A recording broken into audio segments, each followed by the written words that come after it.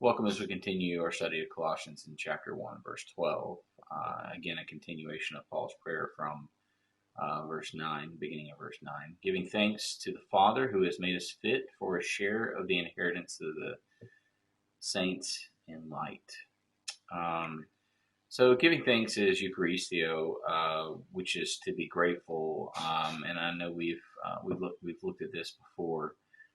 So I'm not going to spend a bunch of time on it, but just a refresher that you have the prefix of "you," which is good, and charis as the root here, which charis is unmerited favors, or this is more of an acknowledgement of that favor. So therefore, to be grateful for it. Made fit is ikanu, to make sufficient or render fit, to equip with adequate power to perform duties. And so that is reflective of what we saw in verse 11 with dunamis, where he gives us his power. And in Ephesians 1, it says, I believe it's verse 19 or 20, that he gives us, so he prays that we would know the power in us which raised Christ from the dead. So again, we didn't really discuss this last time, but Paul never in his prayer says that we should ask for power. He tells us that we have power in us already, and specifically prays that we would know that power. So the process is not really acquiring more of it, but more knowing what's already there, which is not that it's not that different from how much strength or power that a person has. Most people don't really know what they're capable of because they don't test themselves. Sorry, it's years of working in the strength and conditioning field in a prior career. But it's truth both physically as well as spiritually.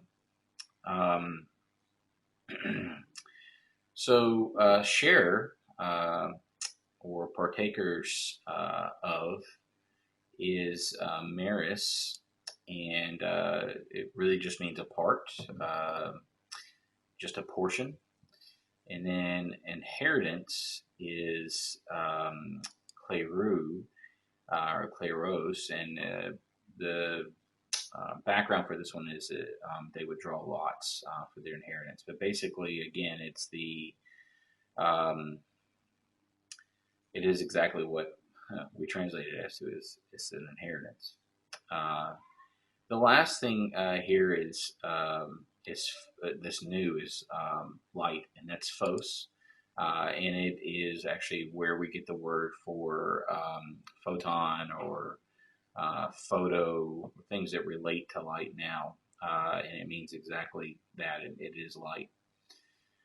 So again, a continuation of Paul's prayer, and he's moved on from the things that he wants us to have.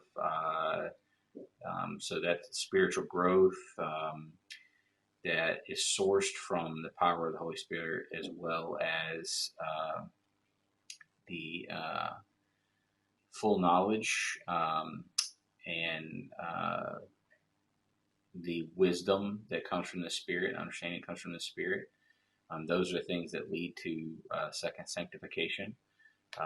Bearing fruit is the evidence of that. And again, that is an example of the power in us bearing fruit and growing. And then more fruit here would be that the patience and long suffering and joy that comes with being spiritually mature.